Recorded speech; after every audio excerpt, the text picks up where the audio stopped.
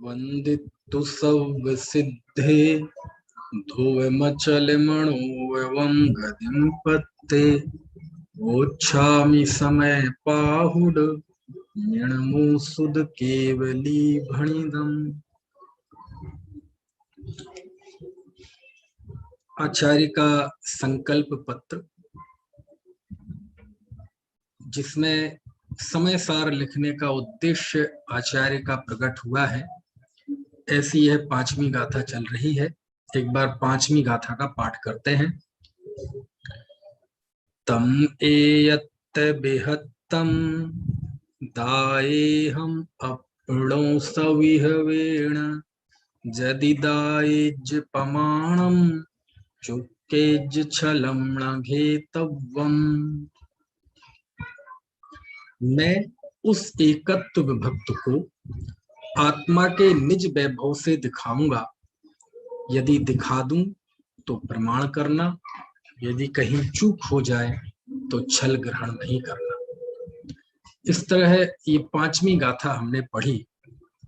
ये जो हमने अभी 10 पंक्ति पढ़ी, इस 10 पंक्ति का जो तारतम्य है वो हमारे दिमाग में होना चाहिए। इसलिए एक बार 10 पंक्तियों में जो सार आया है वो हम जान लें। क्या है इन 5 गाथा 10 पंक्ति, इनको मैं कुछ सेकंड्स में आपको बोल के बताता हूं। मैं सिद्धों की वंदना करके श्रुत केवली कथित समय पाहुड़ को कहूंगा। जो जीव आत्मा में स्थित है, ज्ञान दर्शन में स्थित है, वह स्वसमय है। जो पुद्गल कर्म के प्रदेशों में स्थित है वो परसमय है। समय ही लोक में सर्वत्र सुंदर है और उसके साथ बंध की कथा विसंवादनी होती है। चूंकि जीवों ने काम भोग बंध की कथा सुनी, परिचय किया, अनुभव किया, इसलिए वह चर्चा तो सुलभ रही, लेकिन पर से भिन्न एकत्व की बात दुर्लभ रही। मैं उसी एकत्व विभक्त को आत्मा के निज वैभव से दिखाऊंगा। यदि मैं दिखा दूं तो प्रमाण करना, और कहीं चूक हो जाए तो छल ग्रहण मत करना। ठीक है। इस तरह से ये 5 गाथाओं को मैंने ये 5-7 पंक्तियों में आपके सामने रखा। कल हमने जाना था कि चुक्केज छलम घेतप्पम, इसका अर्थ क्या है। क्योंकि चूक जाऊं तो छल ग्रहण नहीं करना, ये कोई सामान्य टिप्पणी नहीं है। क्योंकि आचार्य कुंद देव ने ये टिप्पणी और किसी शास्त्र में नहीं की है ना। इससे बात स्पष्ट है कि आचार्य का कोई खास मंतव्य इसमें प्रकट हुआ है। और वो कल मैंने जो बताया था कि अच्छा, चूक किससे होगी, हमारे समझने में चूक होगी कि आचार्य के बताने में चूक होगी। देखो, आचार्य के बताने में चूक नहीं होगी। क्यों? क्योंकि आचार्य तो जो कह रहे हैं वो सर्वज्ञ केवली श्रुत केवली के द्वारा कहा हुआ कह रहे हैं और स्वानुभव के द्वारा प्रमाणित कह रहे हैं। इसलिए उनके बताने में चूक नहीं होगी, हमारे ग्रहण करने में चूक होगी। लेकिन महापुरुषों का ये स्वभाव होता है कि उनके जीवन में जो कुछ अच्छा होता है उसकी जिम्मेदारी, उसका श्रेय हमेशा दूसरों को देते हैं, और जो कुछ कमी रह जाती है उसकी जिम्मेदारी वो खुद लेते हैं, है ना। अज्ञानियों का उल्टा होता है, जो कुछ अच्छा है वो हमारा है, उसका श्रेय, उसकी क्रेडिट खुद लेते हैं, और यदि कोई कमी रह जाए, अजी उनने जरा सी गड़बड़ कर दी, है ना, दूसरे को दोष देते हैं। खैर, तो यहाँ चूकना मतलब कोई एकांत का प्रसंग खड़ा न कर लेना, कोई स्वेच्छाचारिता, कोई स्वच्छंदता का प्रसंग खड़ा न कर लेना, समय सार पढ़कर कोई ये नहीं मान लेना कि इसमें तो जड़ की क्रिया है तो हम कुछ भी करेंगे, कुछ भी खान पान करेंगे, व्रत आदि क्यों करें, आदि आदि।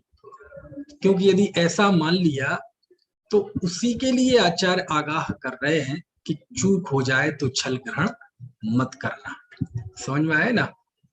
तो ये यही इन्हीं तरह के, इन्हीं खतरों की तरफ आचार्य ने ये चूकने वाली बात कह के उस तरफ इशारा किया है। और हकीकत में चूकना है क्या? तो देखो, आचार्य ने जो हमसे उम्मीद की कि मैं आत्मा दिखाऊंगा, और यदि मैं वो दिखा दूं तो तुम प्रमाण कर लेना, ठीक है? इसका मतलब यह है कि आचार्य ने जो उम्मीद व्यक्त हमसे की है वो नहीं करना, आत्मा को प्रमाण नहीं करना और बाकी कुछ भी करना, वो सब चूक है। चूक मतलब क्या? जरूरी नहीं है चूक होना मतलब कोई शतलाचारी हो जाए, कोई एकांती हो जाए, ऐसा नहीं है। समयसार पढ़कर भी व्यक्ति यदि आत्मोपलब्धि का प्रयास ना करे, उसका पुरुषार्थ ना करे, तो कुंद कुंद देव की निगाह में आप चूक गए। क्यों?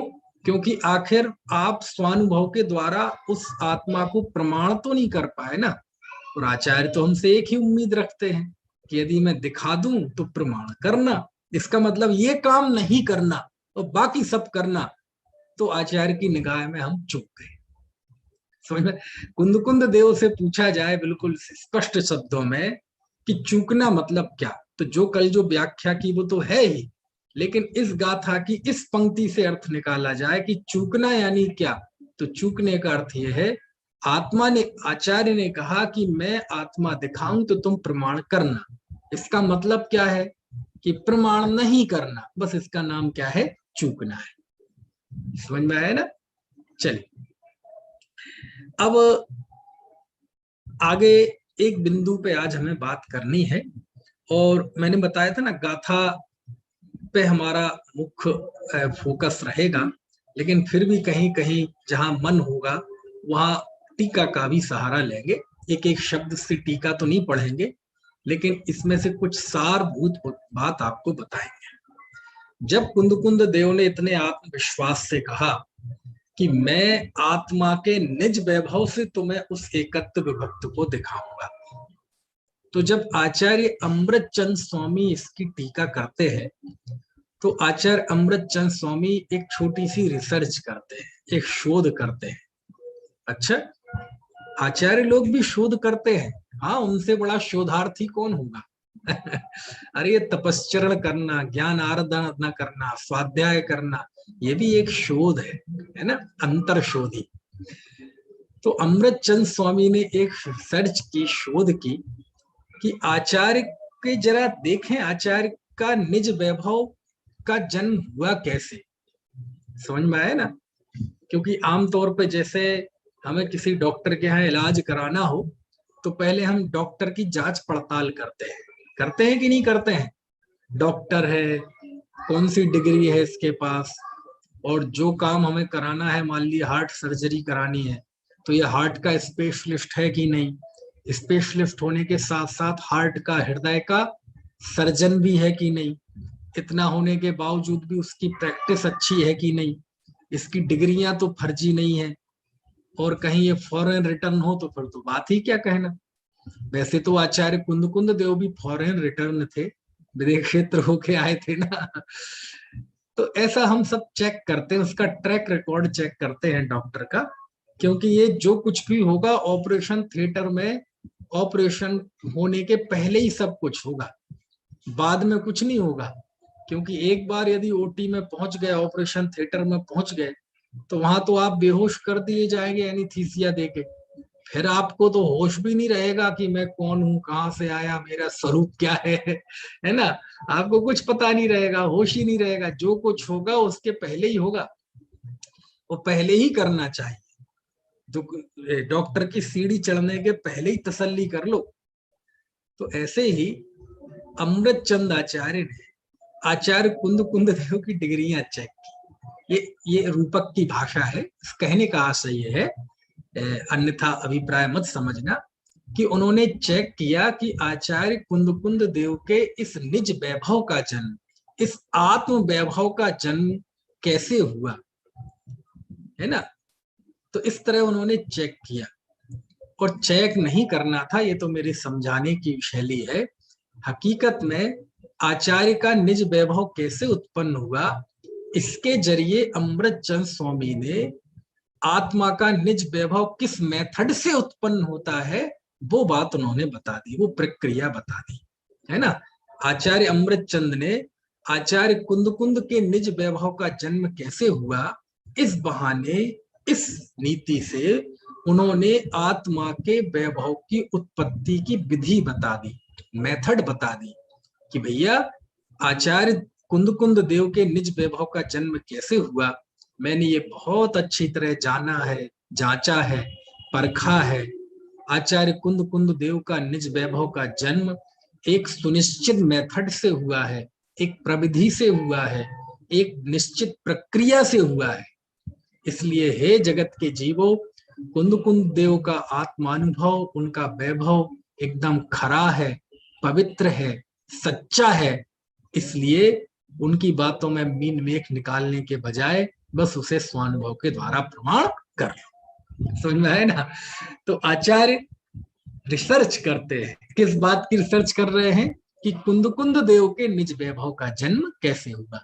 किस बात को लेकर कि गाथा में कहा ना आचार्य ने कि मैं उस एकत्व विभक्त को आत्मा के निज वैभव से दिखाऊंगा, यानी जो मैं तुम्हें आत्मा दिखाऊंगा उसमें कारण क्या है, मेरा निज वैभव। ये निज वैभव मेरा कारण है। निज वैभव को आचार्य ने साधन बताया, अपड़ो सभी वेण आत्मानम निज वैभवेन स्ववैभवेन, आत्मा के निज वैभव से दिखाऊंगा। तो निज वैभव की कितनी बड़ी भूमिका है आत्मा को दिखाने में, ये बात आपको अब भली भांति समझ में आ रही होगी।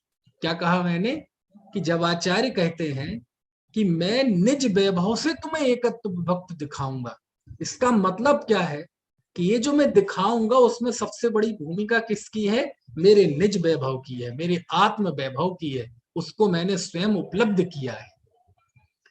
तो आचार्य अमृतचंद का मन इस पे रुका, गाथा की इस पंक्ति पे, इस बिंदु पर आकर उनका चित्त ठहरा। और अमृतचंद आचार्य अपने मतलब की चीज जब दिख जाती है ना उन्हें गाथा में, तो उसको फिर बहुत घोंटते हैं, खूब आनंद लेते हैं। तो पूरी टीका में आचार्य ने आगे इसी का आनंद लिया है कि ये जाने कि आचार्य कुंद के वैभव का जन्म कैसे हुआ। ठीक है, तो आपको ये पॉइंट समझ में आया। आगे हम क्या, किस बिंदु पर बात करने वाले हैं, क्या बिंदु है कि आचार्य के निज वैभव का जन्म कैसे हुआ। गाथा में कहा है ये शब्द, तम एयत्त बेहत्तम दाए हम अपड़ो सभी वेड़, मैं उस एकत्व भक्त को आत्मा के निज वैभव से दिखाऊंगा। तो अमृतचंद आचार्य ने किस बात की शोध की कि आचार्य के निज वैभव का जन्म कैसे हुआ। अब देखो, मैं टीका तो आपको शब्द सा पढ़ाऊंगा नहीं, क्योंकि अमृतचंद आचार्य की टीका में, है ना, यदि अमृतचंद आचार्य की टीका का सार लिया जाए तो 1-1.5 पंक्ति में आ जाता है। और जो बड़ी टीका दिखती है वो तो विशेषण होते हैं। विशेषण मतलब, जैसे आपको उदाहरण दूं छोटा सा, जैसे कहा जाए कि राम ने सीता से कहा, अथवा सीता ने राम से कहा, है ना, कि मैं भी साथ में वन चलूंगी, है ना, या ठीक है, सीता ने ऐसा राम से कहा। अब सार तो इतना है कि सीता ने राम से कहा कि मैं भी आपके साथ वन में चलूंगी।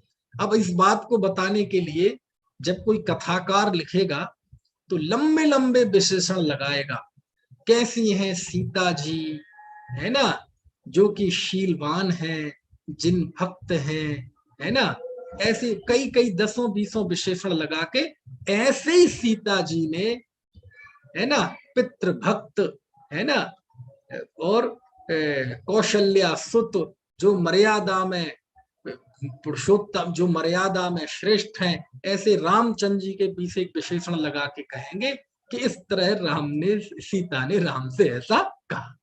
समझ में आया।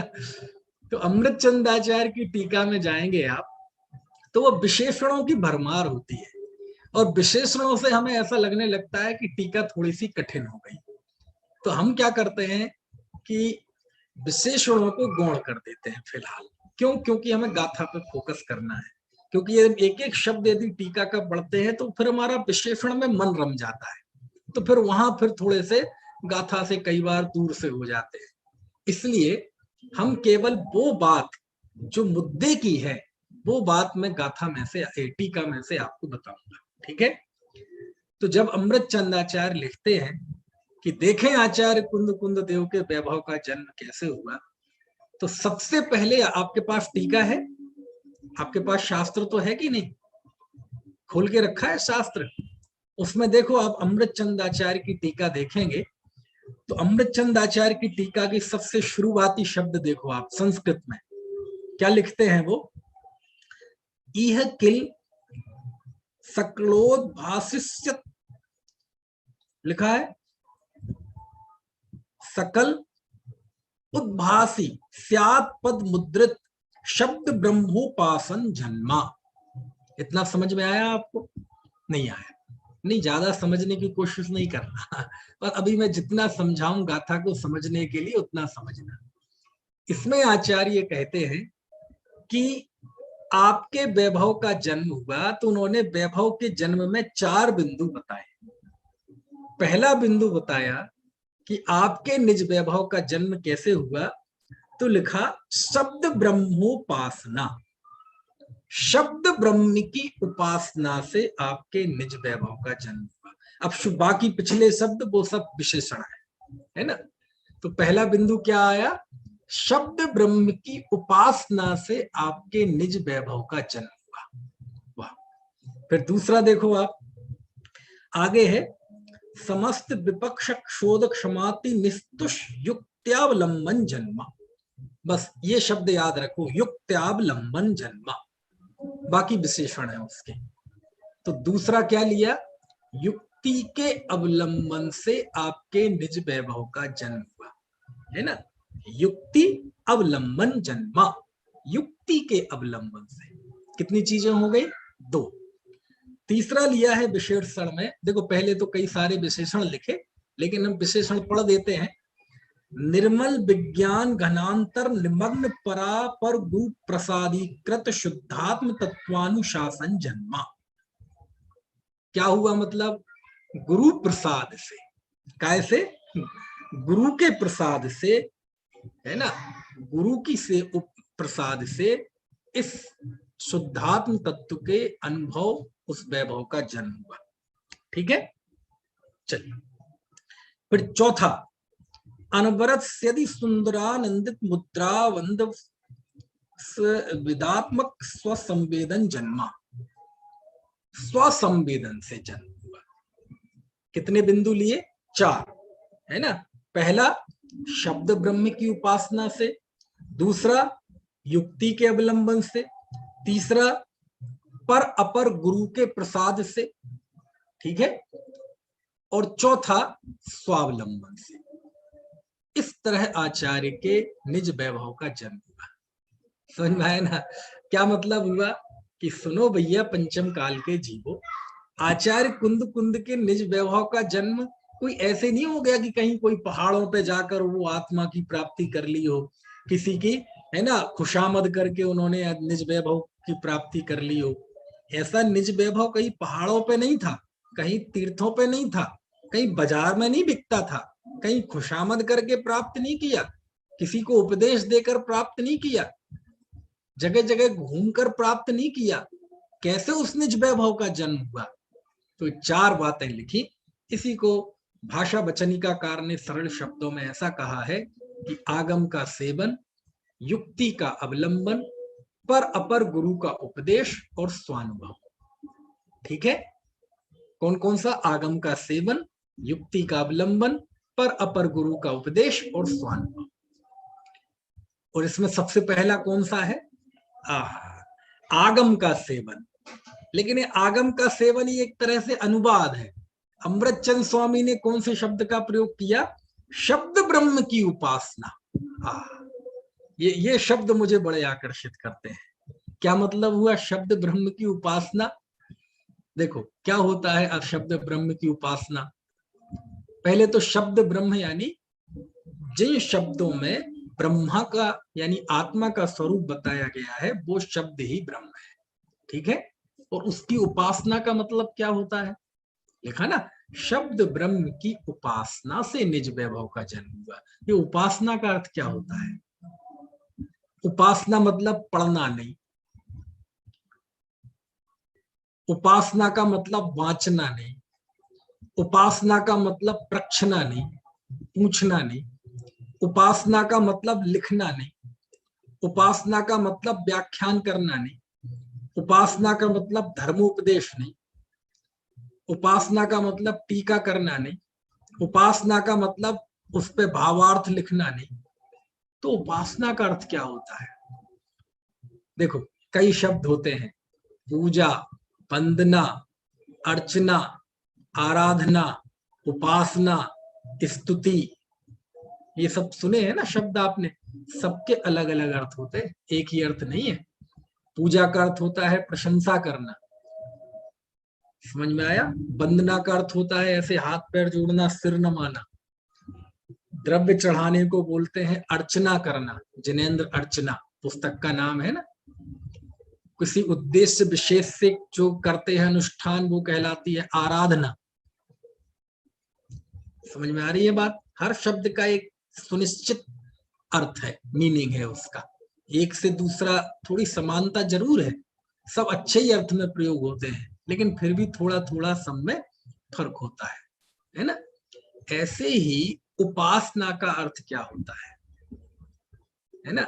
तो उपासना का अर्थ ये होता है कि जो चीज, जो वस्तु हमें साक्षात तो उपलब्ध है नहीं, जो चीज हमें साक्षात तो उपलब्ध है नहीं, हो भी नहीं सकती, तो हम क्या करते हैं, अपने कल्पना में, अपने मस्तिष्क में उसका रूप बनाते हैं और ऐसा ही अनुभव करते हैं कि वह वस्तु हमारे साक्षात सामने है।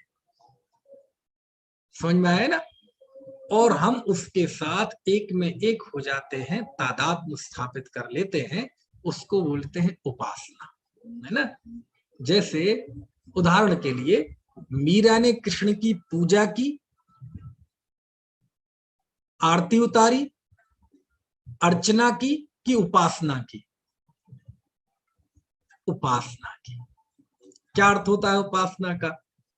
कि कृष्ण साक्षात तो आ नहीं सकते, है ना, क्योंकि मीरा अभी इस कलयुग के हैं, कृष्ण तो है ना अपने हिसाब से चौथे काल के हैं, दुष्मा, है ना, दुष्मा सुषमा काल के हैं, सुषमा दुष्मा सुषमा काल के हैं, और ये दुष्मा काल की है, वो चौथे काल के हैं, पंचम काल के हैं। और हिंदुइज्म के हिसाब से भी देखा जाए तो ये कलयुग है, और वो मेरे समझ से पता नहीं कौन सा युग, द्वापर युग था शायद, उस युग के, तो वो तो साक्षात हो नहीं सकते। समझ में आया ना। और मीरा तो अभी हुई कब, अभी महाराणा प्रताप के समय की, है ना, राजस्थान में हुई आपके। तो फिर उपासना का अर्थ क्या है कि जो कृष्ण साक्षात नहीं आ सकते, संभव ही नहीं है, तो क्या किया कि हमने कृष्ण को का चित्र कल्पना में खड़ा किया, मन में कृष्ण की मूर्त गढ़ी, मन में कृष्ण का स्वरूप गढ़ा, उनका आकार गढ़ा, और गढ़ने के बाद जब वो रूप तैयार हो गया तो हमने ऐसा ही अनुभव किया कि जैसे साक्षात कृष्ण हमारे ज्ञान में आ गए, और उनके साथ एक में एक स्थापित कर लेना, तादात्म्य हो जाना, द्वैत मिट जाना, उसको बोलते हैं उपासना। उसे क्या बोलते हैं? उपासना। कुछ बात समझ में आ रही? ऐसे ही शब्द ब्रह्म की उपासना का मतलब क्या है कि चूंकि आत्मा का साक्षात्कार तो कब होता है, जब कोई जीव केवल ज्ञानी हो जाता है। केवल ज्ञानी होने पर ही आत्मा प्रत्यक्ष ज्ञान का विषय बनता है ना, उसके पहले तो बन नहीं सकता। तो जब वह केवल ज्ञान में ही आत्मा प्रत्यक्ष होता है, तो फिर हम तो फिर चले घर, हमें फिर क्या करना, जब केवल ज्ञान होगा तब आत्मा को जानेंगे। कहते हैं नहीं, ये जो जिनवाणी है, ये जो आगम के वचन है, जो ज्ञानियों के वचन है ना, उसके द्वारा हमने आत्मा का स्वरूप समझा। किसके द्वारा? अपने श्रुत ज्ञान में हमने आगम के द्वारा, शब्दों के द्वारा उस आत्मा का स्वरूप निर्धारण किया अपने श्रुत ज्ञान में। समझ में आया ना? क्यों? प्रत्यक्ष तो कब होगा? केवल ज्ञान होने पर, क्योंकि हमारे पास तो प्रत्यक्ष ज्ञान ही नहीं है, मति ज्ञान श्रुत ज्ञान है, वो परोक्ष ज्ञान है। लेकिन आगम में जो शब्द हैं, जो बात कही है, वो श्रुत ज्ञानियों ने नहीं कही, वो सर्वज्ञ ने बताई है, वो केवल ज्ञानी ने बताई है, वो भगवान ने बताई है, उस है ना, सर्वज्ञानी सर्वदर्शियों ने बताई है। तो हमारा भले ही ज्ञान श्रुत ज्ञान है, लेकिन इस शास्त्रों में जो ज्ञान है वो श्रुत ज्ञान नहीं है, वो केवल ज्ञान है। वो अस्य मूल ग्रंथ करता रहा श्री सर्वज्ञ देवा, वो सर्वज्ञ की वाणी है। तो हमने अपने श्रुत ज्ञान में उन अक्षरों की उपासना की, और उन अक्षरों के द्वारा, उन शब्दों के द्वारा, उन गाथाओं के द्वारा, सूत्रों के द्वारा हमने अपने श्रुत ज्ञान में भगवान आत्मा का स्वरूप निर्धारित किया, और उसके साथ हमने अपने आप को तादात्म्य स्थापित कर लिया। और हमें वैसा ही आनंद आया जैसे केवल ज्ञान होने पर, प्रत्यक्ष भगवान आत्मा को जानने पर जो आनंद आता है, वैसा ही हमें आनंद आया। इसे कहते हैं शब्द ब्रह्म की उपासना। समझ में आया ना? शब्द ब्रह्म की उपासना मतलब शब्द के जरिए निशब्द में उतर जाना, शब्द के जरिए अरूप में उतर जाना। शब्द जड़ है, लेकिन उसके जरिए चेतन में उतर जाना। शब्द रूपी है, उसके जरिए अरूपी में उतर जाना। शब्द अचेतन है, उसके जरिए चेतन में उतर जाना। इसे क्या कहते हैं? शब्द ब्रह्म की उपासना। कुछ बात समझ में आ रही है कि नहीं? यदि शब्द ब्रह्म के भीतर नहीं झांकेंगे, शब्दों में अशब्द को नहीं देखेंगे, निशब्द को नहीं देखेंगे, तो उपासना नहीं हो सकती। समझ में आया ना? इसे कहते शब्द ब्रह्म की उपासना।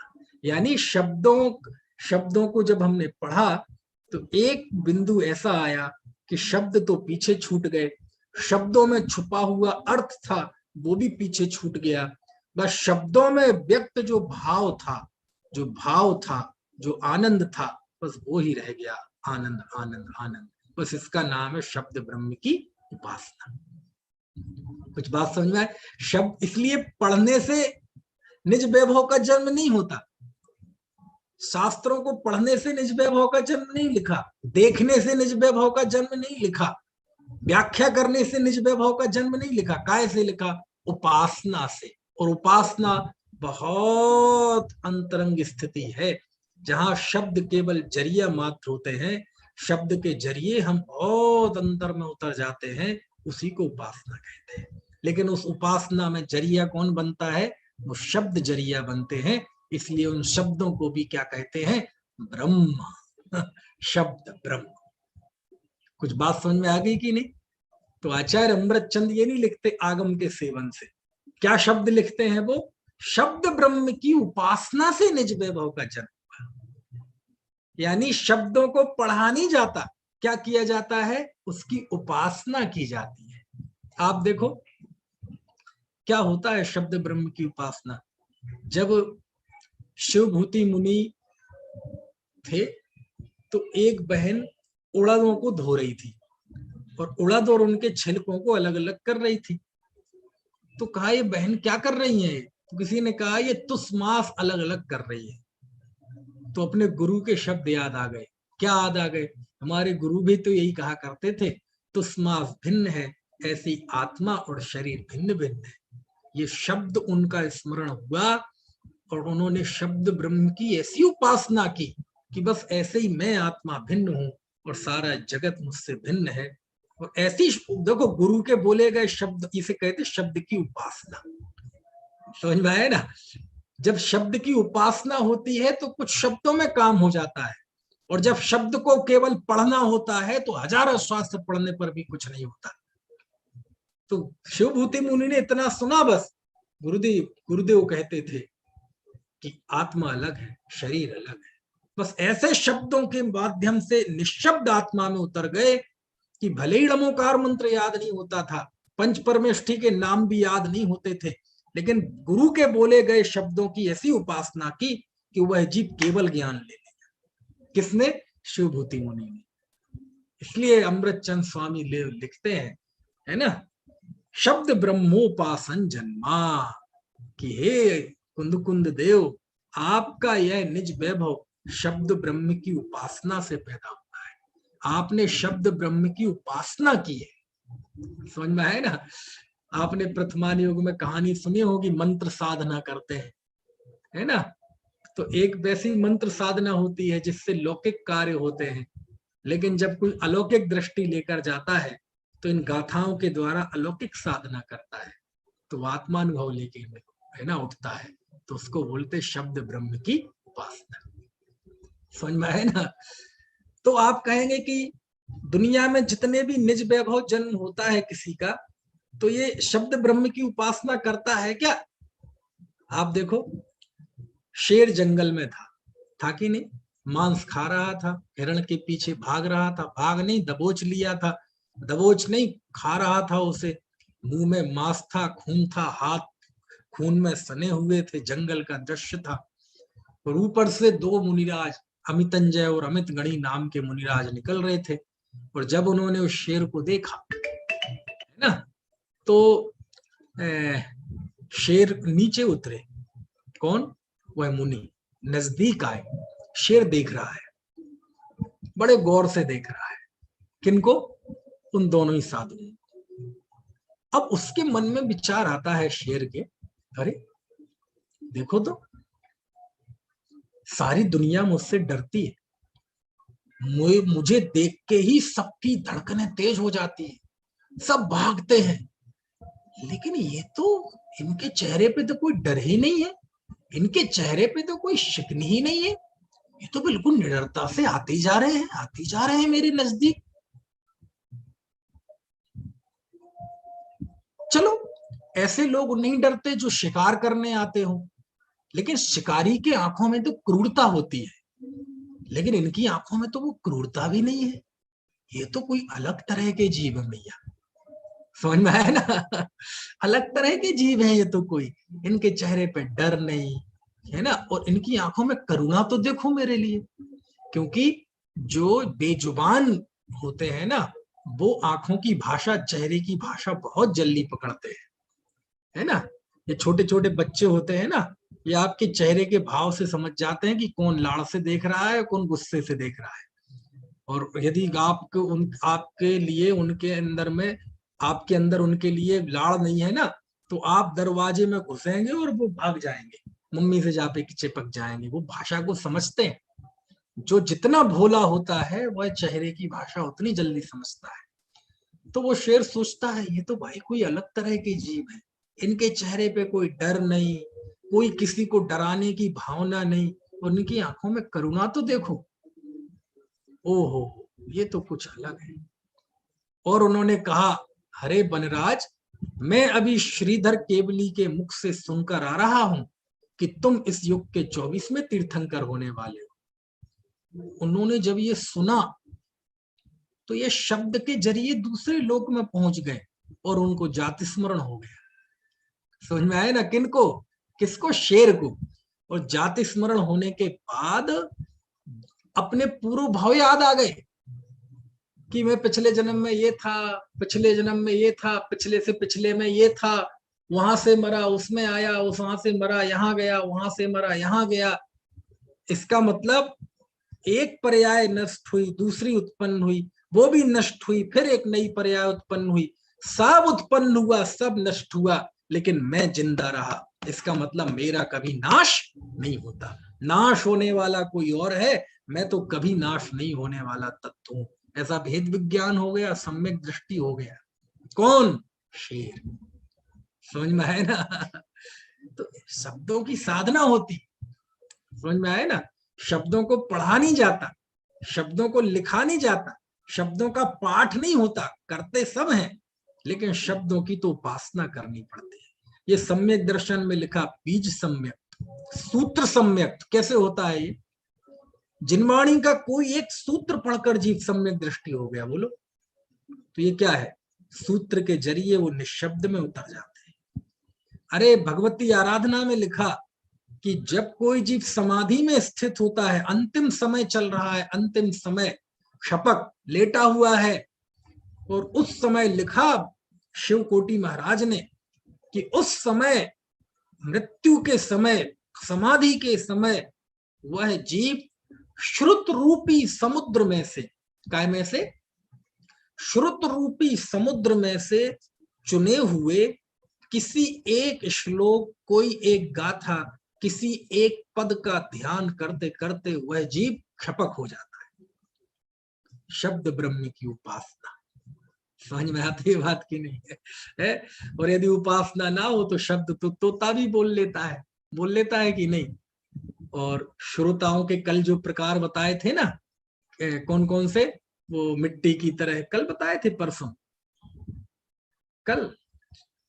पता नहीं कब बताए थे मिट्टी की तरह, जौंक की तरह, ऐसे उसमें एक और था तोते की तरह।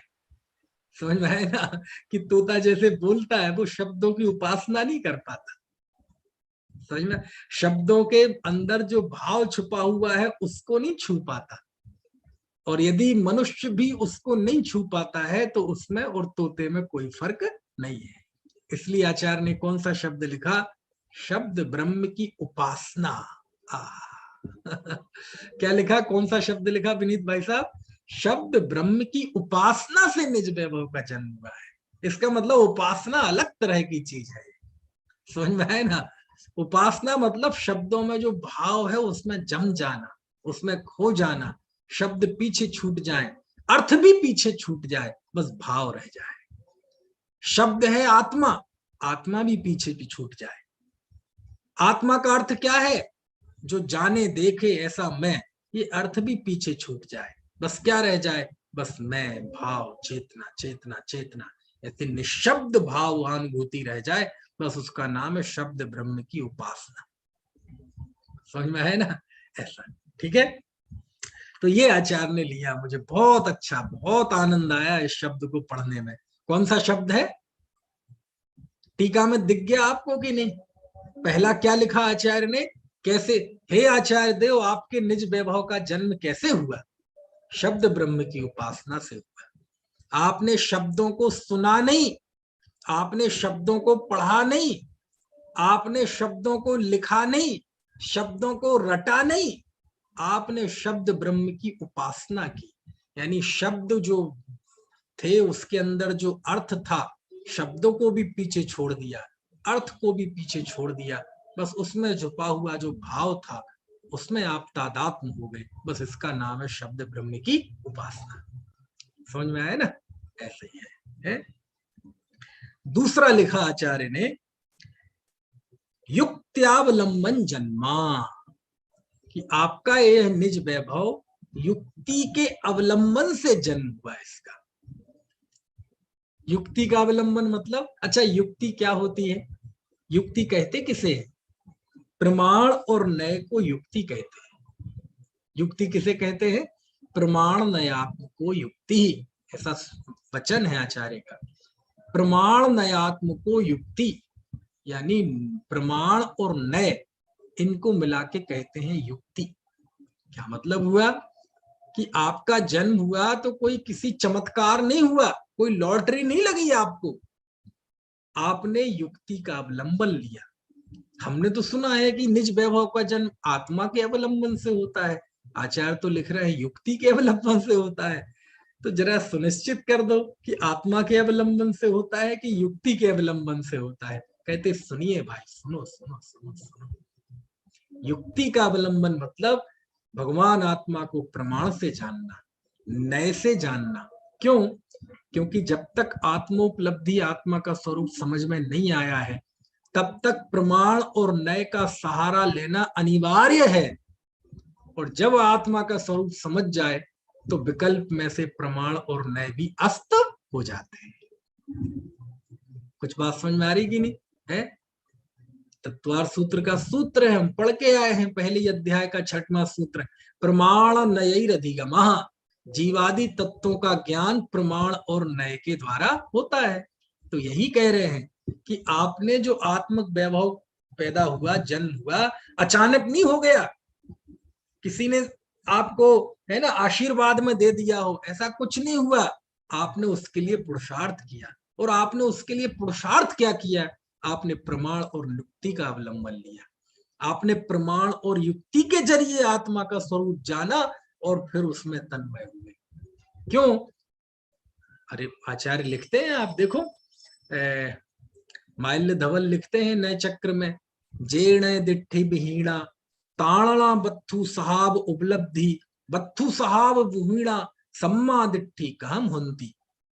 जो नए दृष्टि से विहीन है उन्हें वस्तु के स्वरूप की उपलब्धि नहीं हो सकती, और जो वस्तु के स्वरूप को उपलब्धि जिसे नहीं है वह जीव सम्यक दृष्टि कैसे हो सकता है? और नए प्रमाण में ही होते हैं। तो प्रमाण और नए ये अनिवार्य है। जब भी जीव आत्मोपलब्धि करेगा तो बिना प्रमाण और नए की मदद के नहीं कर सकता। इसलिए आचार्य ने लिखा कि हे आचार्य देव, आपका ये निज वैभव जन्म कहीं लॉटरी नहीं लगी है आपको, आपने पुरुषार्थ किया। क्या पुरुषार्थ किया? तत्व के निर्णय का पुरुषार्थ किया, और निर्णय में काय का अवलंबन लिया? प्रमाण और नय का अवलंबन लिया। समझ में आया ना? इसलिए कोई सोचे कि हम युक्ति के बिना, नय के बिना, प्रमाण के बिना, इन सबको जाने बिना अपन तो सीधे शेर जैसी आत्मा उपलब्धि करेंगे। जैसे शेर ने कुछ नहीं जाना, नमोकार मंत्र भी नहीं, 24 तीर्थंकर भी नहीं, शास्त्र भी नहीं, तीर्थ भी नहीं। कई लोग कहते हैं कि हमें तो भैया शेर वाला सम्यक दर्शन चाहिए जिसमें कुछ नहीं करना पड़ता है। समझ में ना?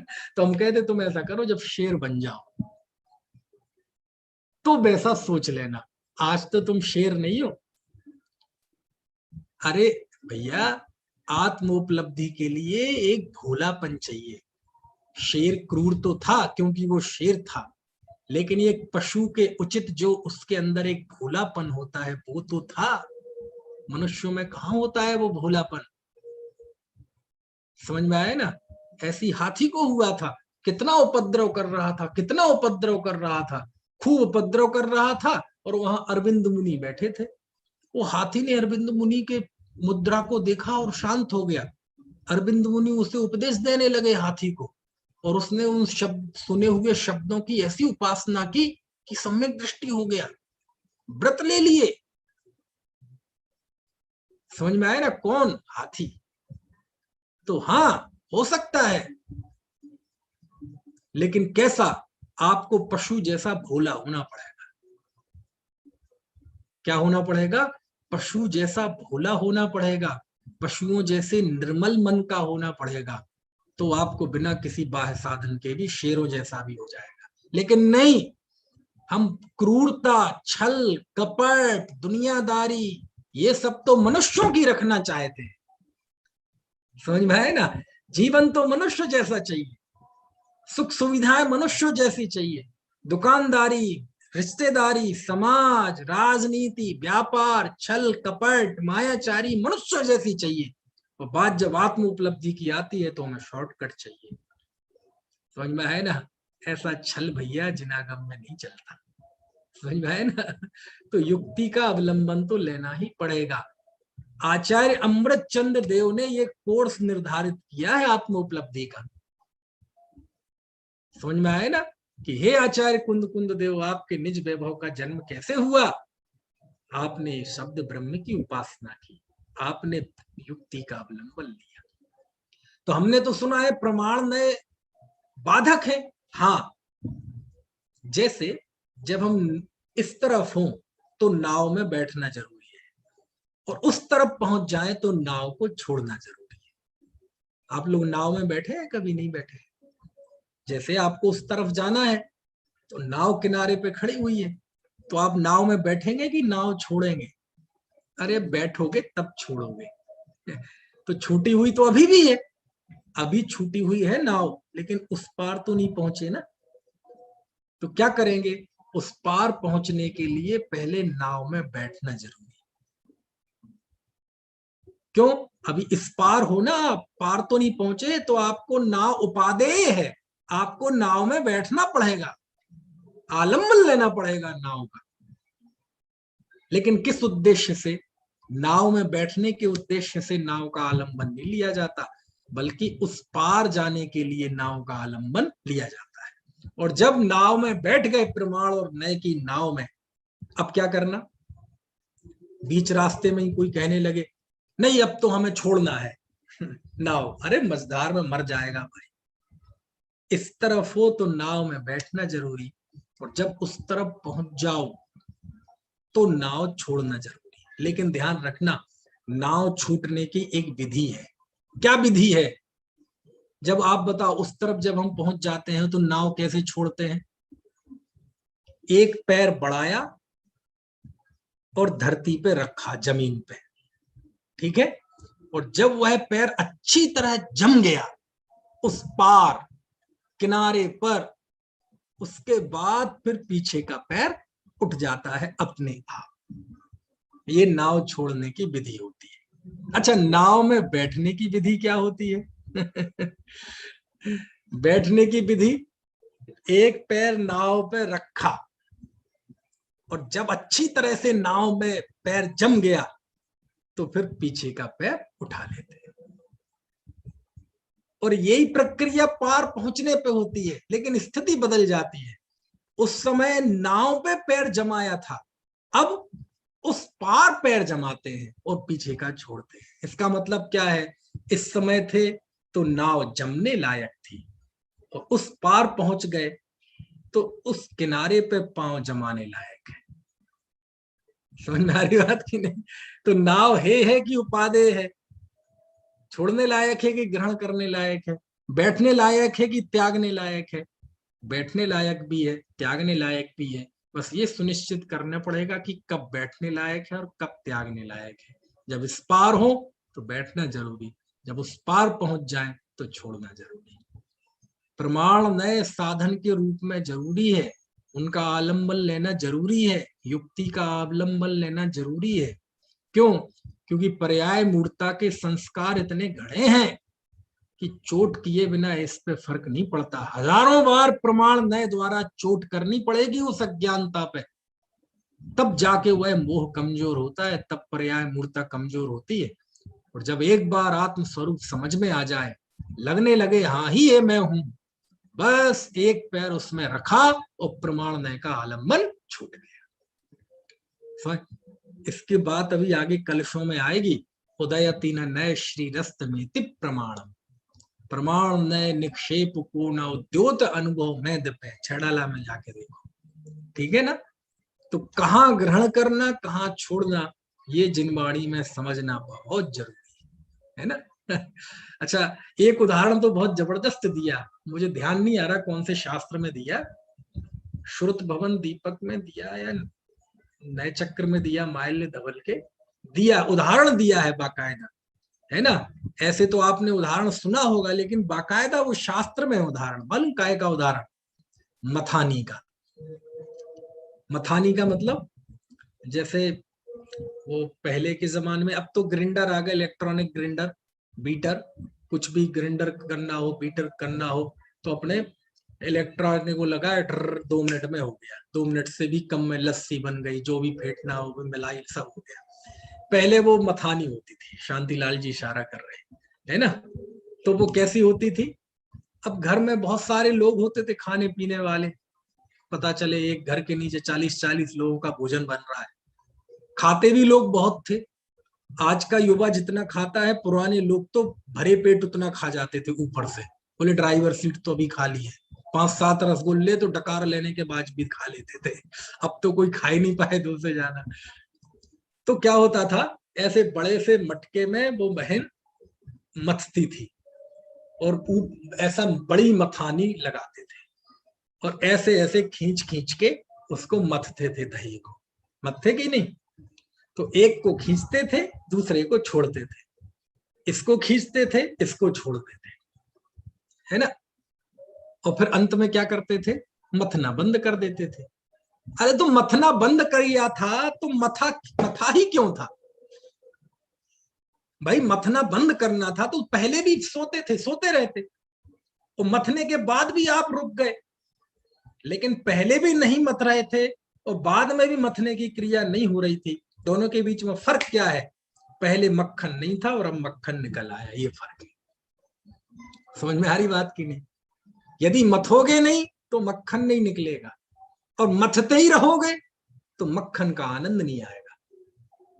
इसलिए मथना भी जरूरी और उसके बाद मथना छोड़ना भी जरूरी, युक्ति का प्रयोग भी जरूरी। और जब वस्तु समझ में आ जाए तो युक्ति को छोड़कर उसका आलम्बन लेना जरूरी। हे कुंद कुंद देव, आपके निज वैभव का जन्म हुआ है, इसमें एक मेथड लगी हुई है, एक प्रविधि लगी हुई है, एक विधि लगी हुई है, एक सुनिश्चित रास्ते से आपके इस निज वैभव का जन्म हुआ है। आपने युक्ति का आलंबन लिया है, ये कोई लॉटरी नहीं लगी है आपको, आपने इस पुरुषार्थ किया है, आपने बाकायदा तत्व का निर्णय किया है, निर्धारण किया है। आप भी अज्ञान दशा में ही पैदा हुए थे, पंचम काल में कोई ज्ञानी धर्मात्मा महापुरुष तो पैदा होते नहीं, जन्म से सब मिथ्या दृष्टि थे, लेकिन आपने पुरुषार्थ किया, शब्दों की उपासना की, आपने युक्ति का आलंबन लिया। इसका मतलब क्या है कि यह आत्म उपलब्धि पुरुषार्थ साध्य है। कैसी साध्य है? ये पुरुषार्थ से प्राप्त होती है, इसके लिए प्रयत्न करना पड़ता है, और प्रयत्न ये बता दिया, शब्द ब्रह्म की उपासना करना पड़ता है, युक्ति का आलंबन लेना पड़ता है, निर्बल युक्ति कौन है, प्रबल युक्ति कौन है, इसका निर्धारण करना पड़ता है।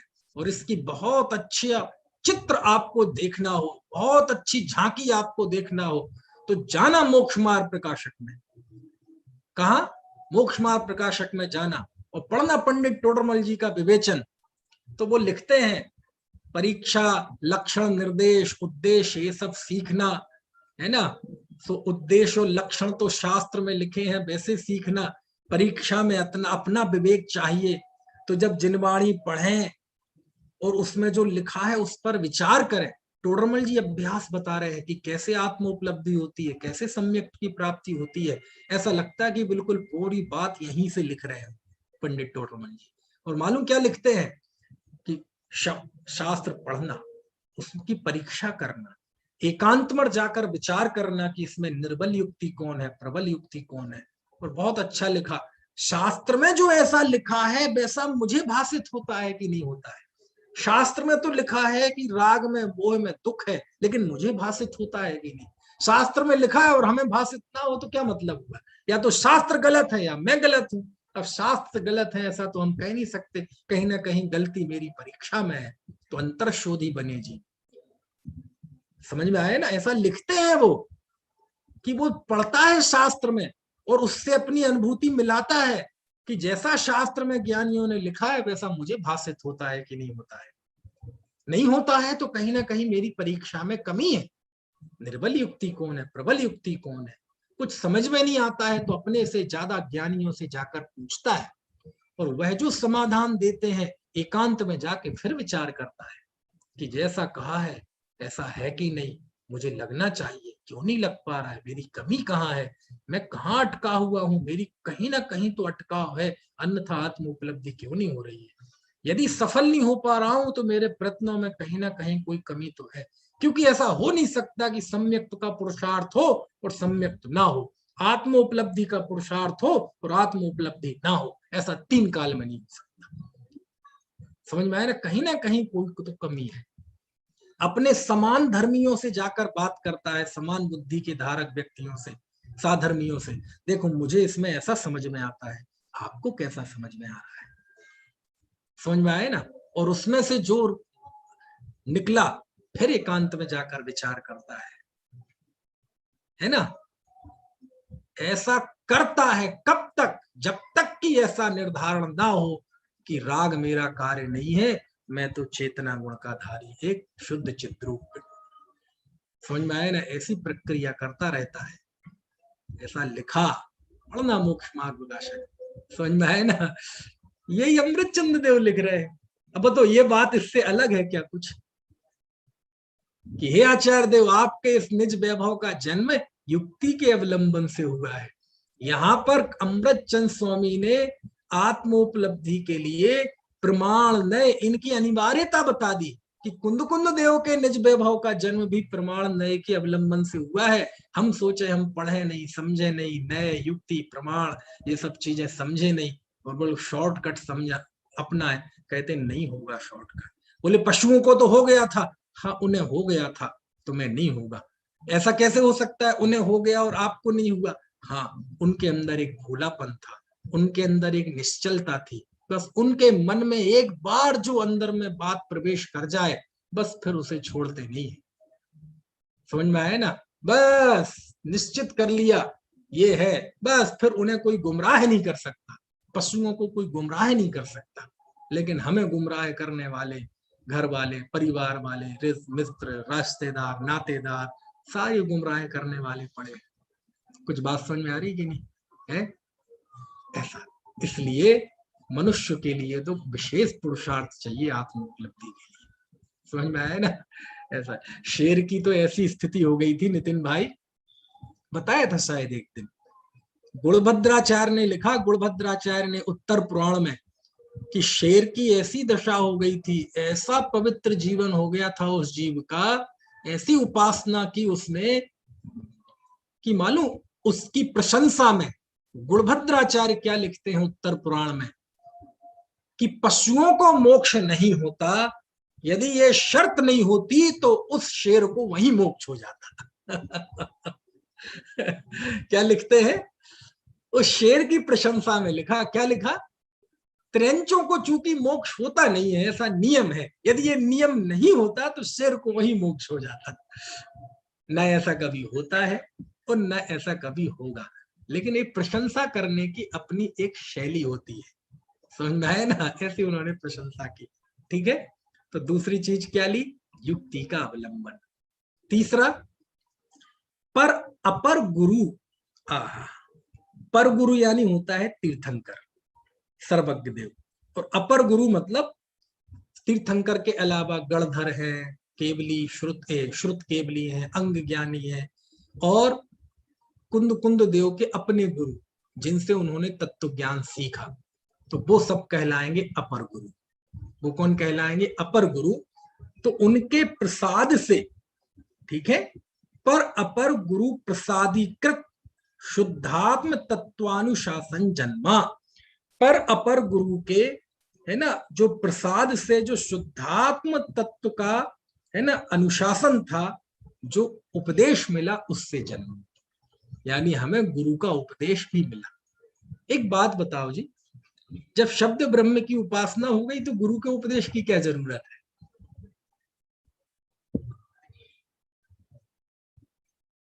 अरे कहते गुरु क्या करेंगे?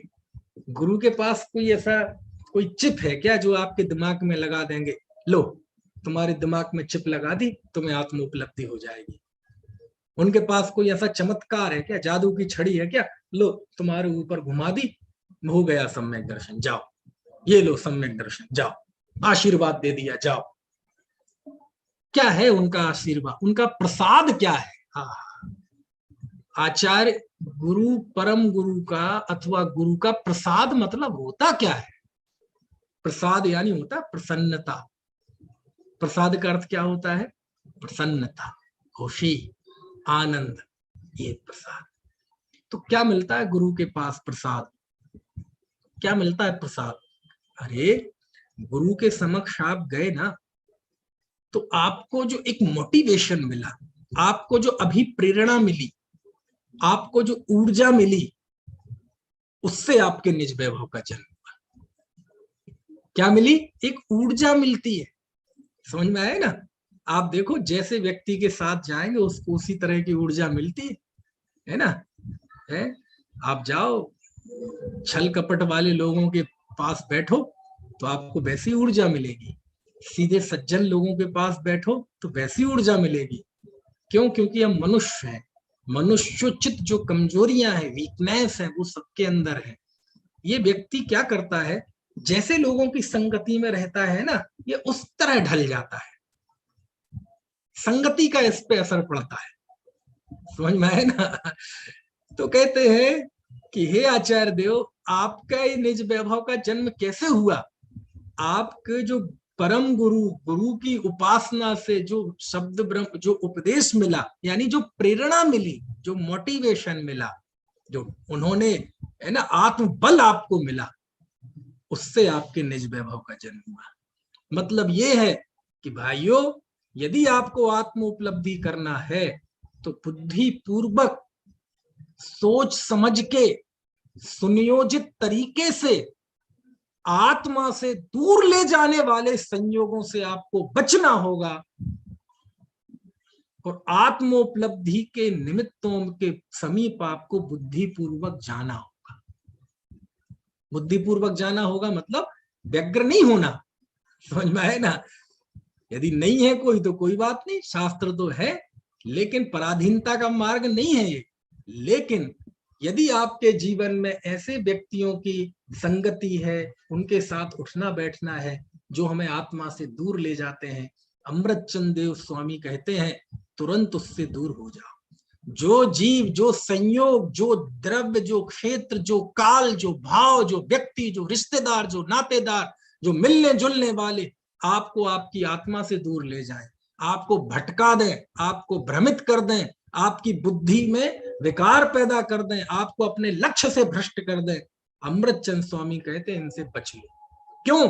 क्योंकि आचार्य कुंद कुंद देव भी बचे, तब उनके निज वैभव का जन्म। कुछ बात समझ में आ रही कि नहीं? इसलिए अमृतचंद स्वामी ने कुंद कुंद देव के निज वैभव का जन्म कैसे हुआ, इस बात को बताने के लिए उन्होंने आत्म वैभव की उत्पत्ति की प्रक्रिया बता दी। उन्हें कोई आचार्य कुंद कुंद पे कोई शंका थोड़ी है कि उनके निज वैभव जन्म कैसे हुआ, हम जरा चेक करें, इनकी डिग्रियां चेक करें। अरे सब चेक्ड है, हमें कुछ चेक नहीं करना। लेकिन ये टीकाकार का अपना एक मतलब एक विशिष्ट अनुराग है कि उन्होंने उस जरिए आत्मानुभव की विधि बता दी। शब्द ब्रह्म की उपासना से जन्म हुआ, मतलब पढ़ने से नहीं होता, शब्दों में से नहीं होता, शब्द के जरिए निशब्द में उतरने से होता है। और दूसरा प्रमाण नय के आलम्बन से होता है। कोई सोचे हम शॉर्टकट अपना ले, प्रमाण नय युक्ति निश्चय व्यवहार कुछ ना जाने, हम तो शॉर्टकट, कहते नहीं होगा। अमृतचंद आचार्य कहते प्रमाण नय का आलम्बन लेना पड़ेगा। तीसरा, पर अपर गुरु के प्रसाद से जो उपदेश मिला उससे हुआ। अब जब शब्द ब्रह्म की उपासना कर ली तो गुरु के उपदेश की क्या जरूरत थी? गुरु का उपदेश कुछ अलग हो गया क्या शब्द ब्रह्म से, आगम से? नहीं, आगम के वचन और गुरु के वचन तो सेम होते हैं, बराबर होते हैं। फिर तीसरा अलग से पॉइंट क्यों लिया? अरे भाई, गुरु के वचनों में, उनके संगति में जो एक अभिप्रेरणा होती है, एक जो मोटिवेशन होता है, जो ऊर्जा होती है, समझ में आए ना, वो कहां से आएगी? है ना। इसका मतलब क्या है कि आपके चित्त को भ्रमित करने वाले संयोगों को आपने दूर हटाया और जो आत्मोपलब्धि की प्रेरणा दें, आप ऐसे गुरु, परम गुरु, अपर गुरु, उनकी संगति में रहे। इस तरह आपके निज वैभव का जन्म हुआ। और हुआ क्या? ये सब हुआ तो हुआ क्या? तो चौथा बिंदु लिया आत्मावलंबन से। कैसे? स्वावलंबन से आपका निज वैभव का जन्म हुआ, है ना। शब्द ब्रह्म की उपासना की, युक्ति का अवलंबन लिया, आपको अनंत ऊर्जा अपने गुरु से मिली, प्रेरणा मिली, मोटिवेशन मिला, जोश पुरुषार्थ जागृत हुआ और आपने आत्मा का अवलंबन ले लिया। इस तरह से आपके निज वैभव का जन्म हुआ। समझ में आए ना। और कहते हैं कि आचार्य देव इस निज वैभव से उस आत्मा को दिखाएंगे, तो हे भव्य जीवो, तुम भी स्वानुभव के द्वारा ही उसको प्रमाण कर लेना। समझ में आए ना। ऐसी गजब की टीका लिखते हैं कभी अमृतचंद आचार्य, है ना। अब इस दृष्टि से देखो तो इस टीका में कितना आनंद है, कितना आनंद है। अमृतचंद आचार्य देखो पूरी टीका में एक ही चीज को उभार रहे हैं। क्या उभार रहे हैं? आत्मानुभूति, आत्म वैभव की मेथड क्या है, वो उन्होंने मेथड लिखी है इस टीका में। समझ में आए ना कि भैया पंचम काल के जीवो, सुनो सुनो सुनो सुनो, हमने आचार्य कुंद कुंद के निज वैभव का जन्म कैसे हुआ है मैंने जान लिया है, वो प्रक्रिया हमने आपको बता दी है। इसलिए अब सारे काम छोड़कर, हजार काम छोड़कर, बस उसे स्वानुभव के द्वारा प्रमाण कर लेना, मीन में एक मत निकालना। कुंद कुंद देव का निज वैभव खरा है, शुद्ध है, पवित्र है, मजबूत है, एक सुनिश्चित प्रक्रिया से हुआ है। ये कोई लॉटरी नहीं है, ये कोई राह में चलते हुए कोई चीज प्राप्त नहीं हो गई है, वो उन्होंने पुरुषार्थ से प्राप्त हुई है, मतलब मजबूत है। और वो उस वैभव से वो आत्मा दिखा रहे हैं। इसलिए तुम मन में तनिक भी संदेह मत रखना पंचम काल के जीवो, कुंद कुंद देव जो दिखावे आत्मा, सो बस तुम देख लेना और उस शुद्धात्म तत्व की उपलब्धि कर लेना। और यदि ये नहीं करोगे तो जो भी करोगे तुम कुंद कुंद देव को लजाओगे, तुम छल ग्रहण करने वाले कहलाओगे, छलिया कहलाओगे, दुर्जन कहलाओगे, है ना। ऐसी ये पांचवी गाथा है, बहुत मार्मिक गाथा है। और थोड़ा सा भावनाओं में बह गया तो समय ज्यादा हो गया, बाकी की चर्चा अब छठवीं गाथा कल चलेगी। चल, किसी को कोई प्रश्न हो तो पूछ लीजिए, नहीं तो फिर बाद में बात करते हैं।